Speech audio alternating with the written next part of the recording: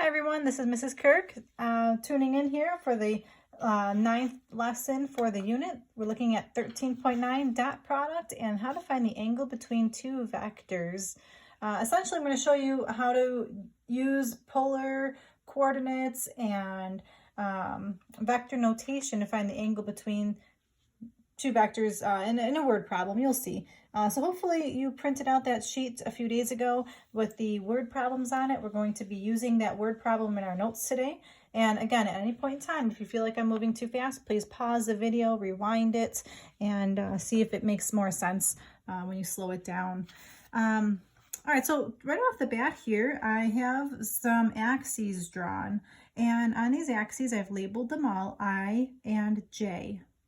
I and J, I and J. So if you need to pause, you should pause the video and go ahead and draw those axes in. And on the first diagram here, I labeled this as the vector axes. So a vector axis is labeled with I and J.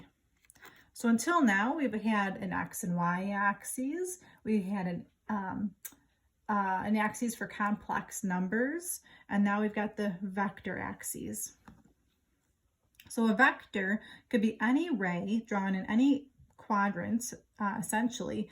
And for the first drawing here, I'm just going to draw just any old vector in quadrant 1 and label that AI plus BJ. So that would be the, how you would represent that vector. Now in the second diagram here, I drew a vector in quadrant 3. And I labeled the first one with an alpha symbol and the second one with a theta symbol. And I want to go over how you would write these in terms of directional terms. So alpha, I would say this alpha is considered to be south of west. Now, how am I coming up with that? Well, if you think about a compass, this would be the direction east. This would be the direction north. This is west. And this is south. So if I'm looking at alpha, alpha is going south of west. So now that you understand what I'm going for here, see if you can figure out how theta will be represented. Look at the way I'm pointing it. It's going west of south. Now, why do you need to know both of those notations? When you do your homework tonight, your answer might be, for example, this larger alpha answer, but it might be south of west. And my answer might be this smaller answer here for theta, but that would be the west of south. These answers are supposed to be complementary because they would make a right angle. So if my answer here was like, I don't know, 60 degrees south of west, and that would be the same thing as a 30 degrees west of south angle. So I just wanted you to see that both mean the same thing. So now I have an example here to draw n 30 degrees E. So what does this notation even mean? When you see this notation, this means 30 degrees east of north. That's how you would actually read this. 30 degrees east of north. So now that you know how to read it, maybe you can try to draw it yourself.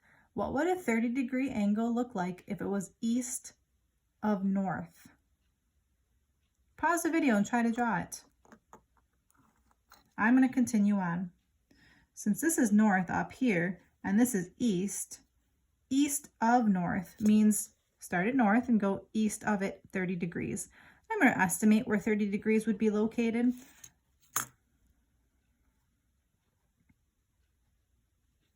That would be an angle of 30 degrees east of north. Did you get it right? I hope so.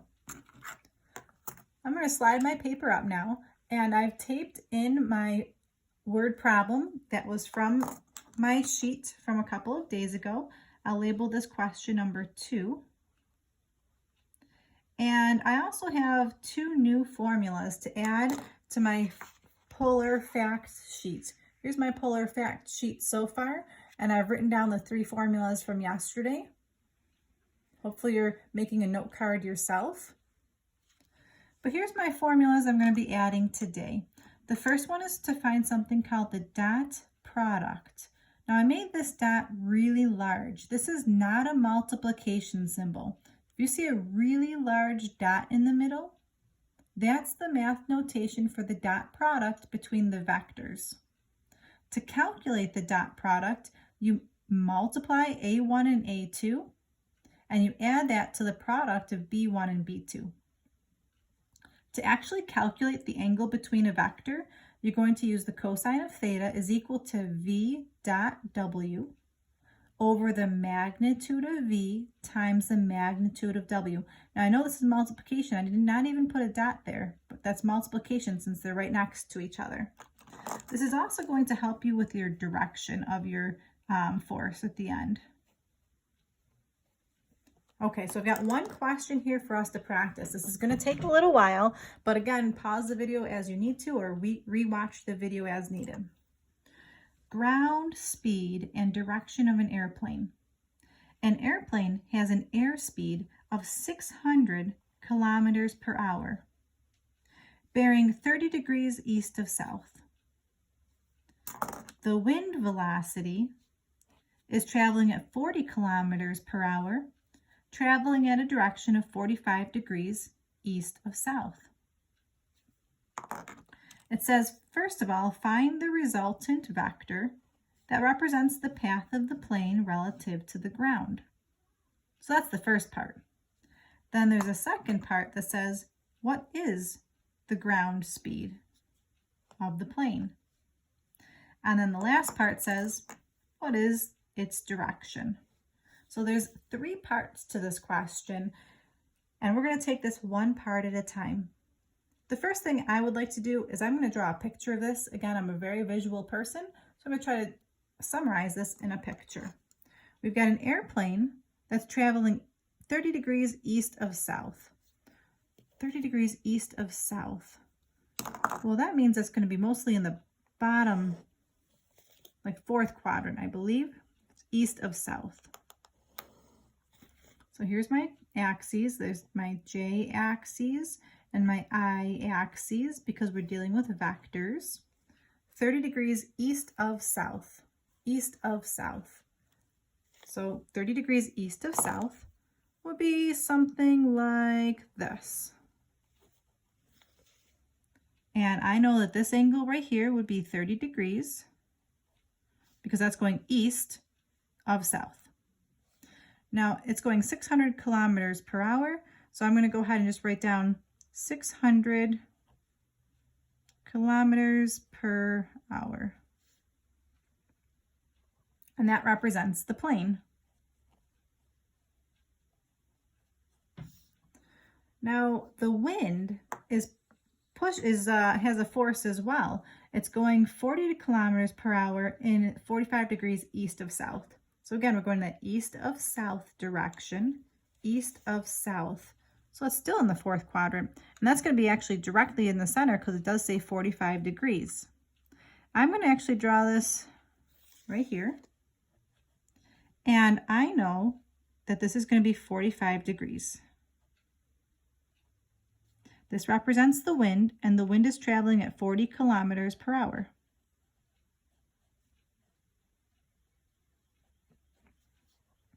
So now the question is, where do you think the resultant will be? The plane is traveling in this direction. The wind is pushing it a little bit more east of south. So where do you think the plane will end up going? I'm not sure exactly, but I think it's going to go someplace in between them. So the resultant should be someplace in between them. Now, hopefully this looks very familiar to you. This should be pretty much the exact same question as we did yesterday. Wait a second, the question we did yesterday, these are my notes from yesterday, my formulas from yesterday. So if I'm trying to find the resultant, because right here it says find the resultant vector, I'm going to use these formulas from yesterday. Okay, so hopefully you had some success with your homework last night. I'm going to go ahead and start filling in what I know. I guess I can call this, I don't know. I use some let statements here to represent these things, but I'll just call this, just to keep things simple, to go along with yesterday. This will be my force 1, and this will be my force 2. And the resultant is when I add force 1 to force 2. That way I'm staying consistent with what I did yesterday. Okay, so let's give this a try. I'm going to go ahead and start figuring out force 1. So force 1 is the magnitude of the first force, parentheses cosine theta I plus sine theta j. Okay, so let's start plugging in what I know. Let's see, the first force in this case would be the plane. The plane is traveling at 600 kilometers per hour. And I'm going cosine. Now here's the situation. I need to figure out what theta is. And theta is the angle from the x-axis all the way over to where the plane is. Well, I know that up until this piece, that's going to be 270 degrees. And I know that I want an additional 30. 270 plus 30 is 300 degrees. So in this situation, theta is 300 degrees. Plus I plus sine of 300 degrees, j. And again, the way I figured that out was I started at the x-axis, went all the way around, and I added that 30-degree angle. Okay, so I have to do a little bit of side work here because I've got the cosine of 300 and the sine of 300. So at this point, you should feel pretty confident in evaluating those things. So maybe pause the video and see if you get answers that match mine. I'm going to go ahead and continue. I'm going to draw a picture of an angle over here of 300 degrees. We're looking at an angle in quadrant 4. The reference angle would be this angle here, which would be 60 degrees. And the sine, we've got all students take chemistry, so cosine is positive and sine is negative. I'm just drawing them both in the same screen here, the same graph. So I'm going to use my handy note card from the last unit. The cosine of 60 is 1/2, and the sine of 60 is radical 3/2. I'm going to plug in those values. So this is really the same thing as 600 times the cosine of 60 degrees, I. This will be minus the sine of 60 degrees, j. And again, I'm taking everything step by step here because these are my notes. The cosine of 60 is 1/2, so I've got 1/2 I minus radical 3/2 j. The last thing I can do is distribute the 600. So again, this is review from yesterday's notes and yesterday's homework, so hopefully this part's not too bad. So I've got 300I minus 300 radical 3j. So that, again, will be the ending position of where my first force will be. So that plane, if I were to graph that on a set of axes, is going over 300, down 300 radical 3. So that's force 1. Okay, what do I still have to do from yesterday? Well, I have to figure out what force 2 is, because again, from yesterday, the resultant is when you add force 1 to force 2. Okay, so I have to figure out what force 2 is. I'm going to go ahead and do that on the side as well. I'll do that in a different color. Force 2 is the magnitude of force 2 times the cosine theta I plus sine theta j. So let's see, the magnitude of the result of this force 2 is going 40 kilometers per hour, so it's 40, times the cosine. Now I have to figure out what theta is. Again, theta goes from the x-axis all the way around until this green angle this time. So if I went all the way around to the green angle, that's 270 plus 45. What's 270 plus 45? 315. So my theta this time is 315 degrees plus sine 315 degrees J. Okay, so I'm going to keep on going. Again, at this point, we're very confident in being able to figure out what these are. We're going to do some QRS on the side of my paper. So let's see, I know it's going to be in quadrant 4. Let's see, if this is 315 degrees, the reference angle here is 45 degrees. And then for the sine, we got that all students take chemistry. So cosine is positive and sine is negative. So let's see, this simplifies to be positive cosine of 45 degrees, I. And this will be negative sine of 45 degrees J. Okay, again, we should have this memorized, but I'm just going to refer back to this.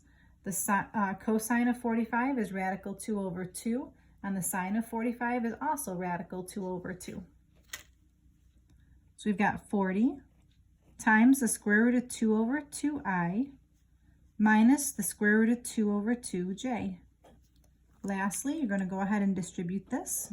And we just figured out force 2 is at 20 radical 2i minus 20 radical 2j.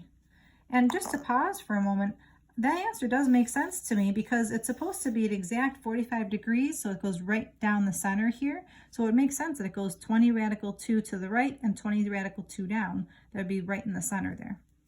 But I still haven't even answered this first part. Let's label this part A, just for simplicity value here. So I didn't even answer part A yet. The final answer to part A, they want the resultant vector. Well, the resultant vector, again, from yesterday, I'm going to copy this down. The resultant is when you take force 1 and you add that to force 2. Okay, so here are my forces. If I add these together, again, there are no like terms. So let's think about how do we write that yesterday? I used parentheses. So I've got 300 plus 20 radical 2, I. And then you could write plus, just to be consistent, I guess. And I combine these two terms, and that just becomes negative 300 minus 20 radical 2j. If you wanted to factor out that negative sign, you could, but this essentially is finally the answer to my part A. I figured out the resultant vector would be represented by this coordinate. So let's see, I'm going to go ahead and say this is my part B. It says, what is the ground speed of the plane? So far, everything I did was a review from yesterday. So the ground speed of the plane, I'm going to write down what we just figured out. This is the resultant vector.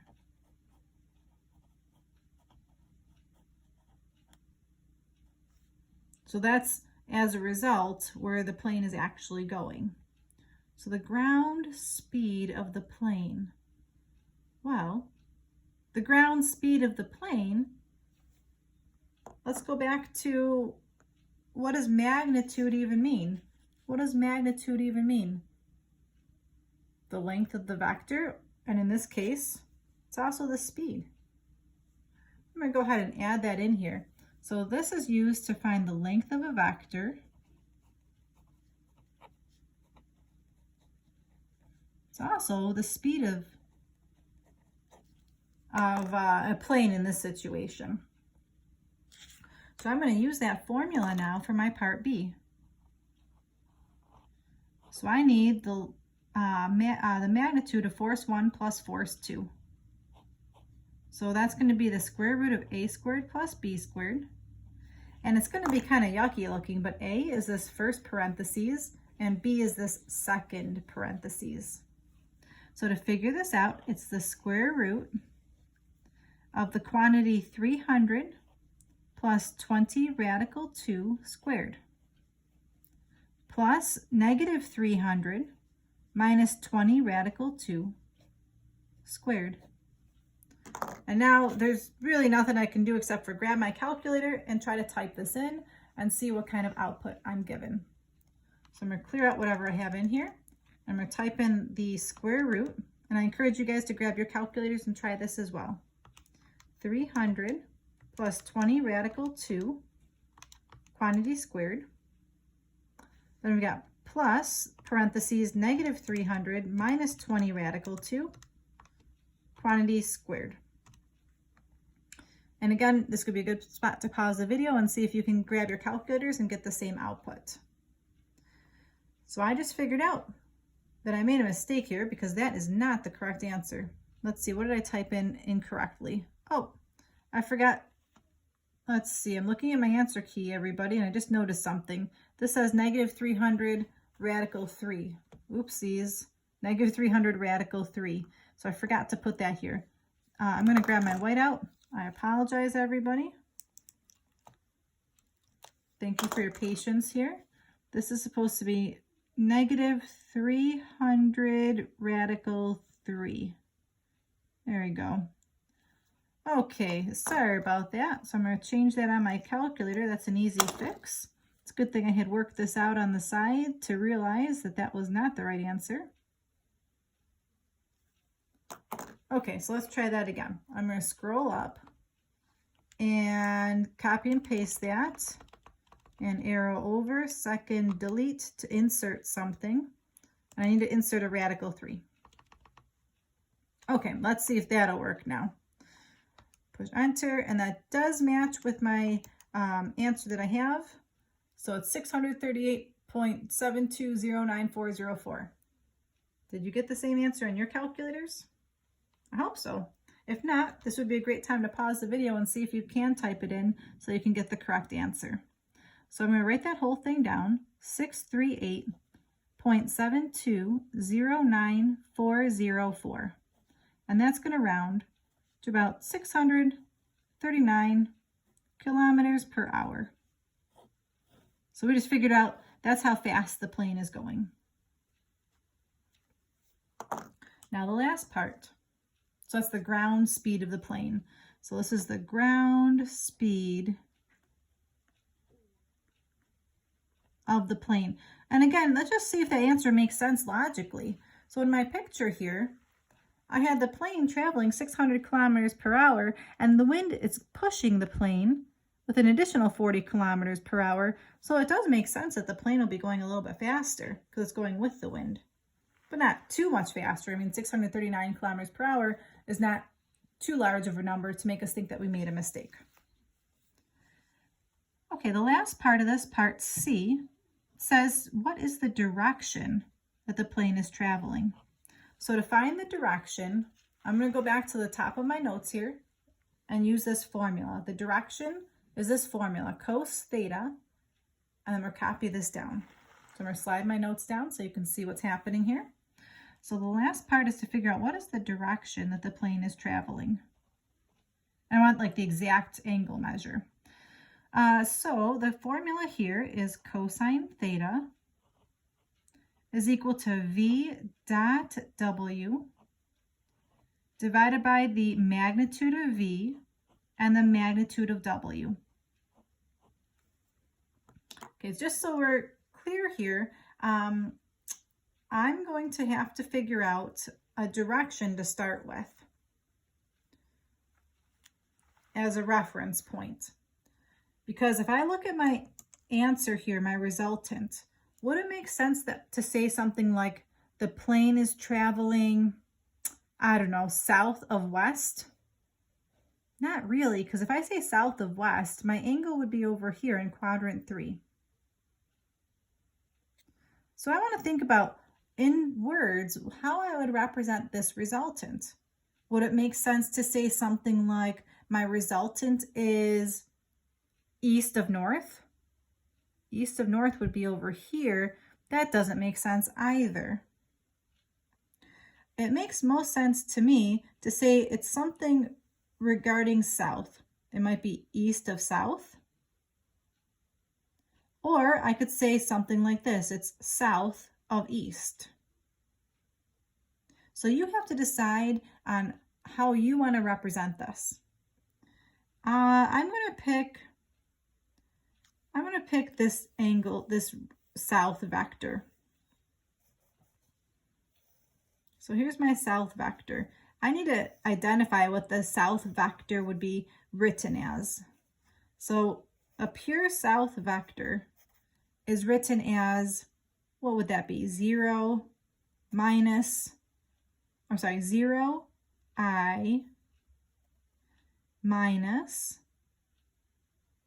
1j. Was that right?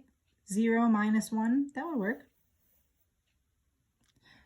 Okay, so let's see what we got here. And if you chose to use east, just so you know, east would be the vector 1I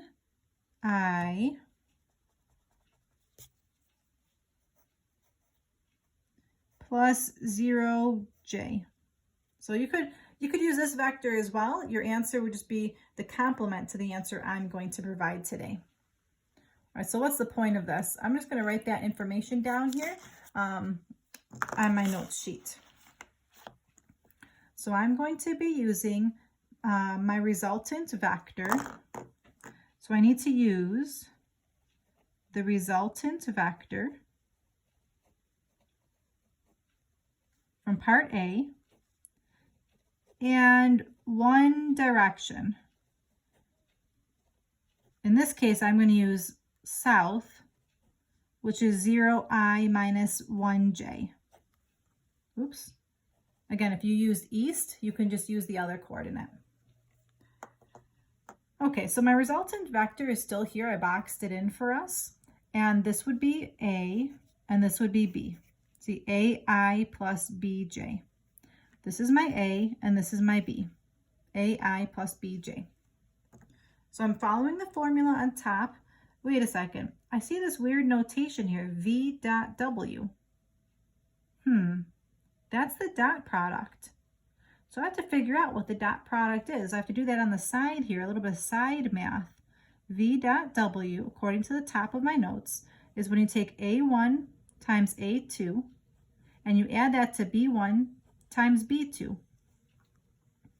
Okay, so let's figure out what this would be. A1 is 300 plus 20 radical 2. A2 is this number 0. Plus B1 is this coordinate here, negative 300 radical 3 minus 20 radical 2 times B2, which I decided over here was negative 1. So let's see, what does this equal? Well, this times 0 just cancels out nicely. And then distributing this out, that really is the same thing as 300 plus 20 radical 2. So I just figured out that the top was 300 plus 20 radical 2. So I'm going to go back over here. I got the cosine of theta is 300 plus 20 radical 2.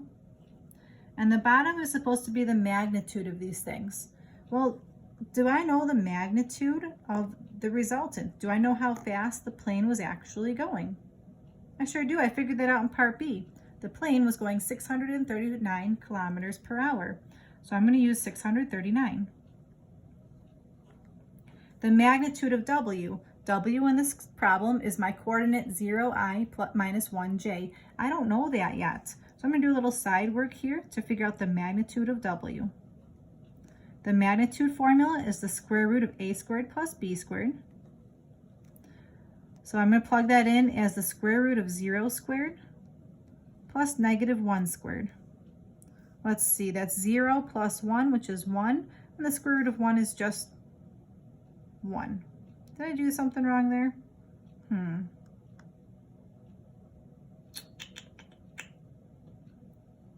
Okay, so I think that's looking okay. I hope. I don't know now. I'm looking at my answer here. I'm not sure if this is going to give me the same thing. Let's check it out. Let's check it out. So at this point, to figure out my theta measure, I'm going to do second cos and type this on my calculator. Let's see, second cos alpha y equals, to give me a fraction, 300 plus 20 radical 2 On the bottom is just the number 639. Okay, so I think that's looking pretty darn good. That does match what I have, so I'm feeling pretty good about this.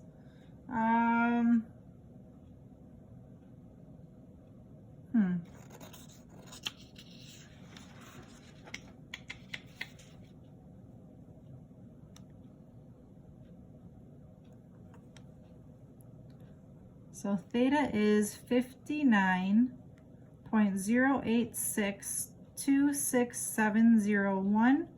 So I would say that's about 59 degrees.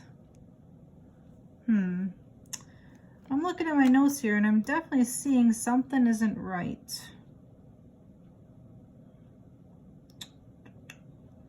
Because that was my answer if I did it the opposite direction. So I wonder where I went wrong here. This worked out nicely. Sorry guys, I did this 2 different ways on my notes. And this way should have been the answer if it was south of east, which would have been in this direction.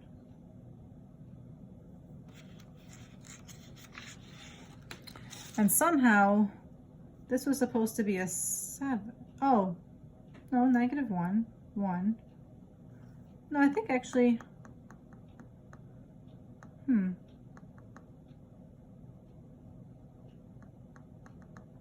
59 degrees. I apologize, everybody. I think I'm going to have to take a minute and take a look at this. But this was supposed to be the answer, 59 degrees south of east.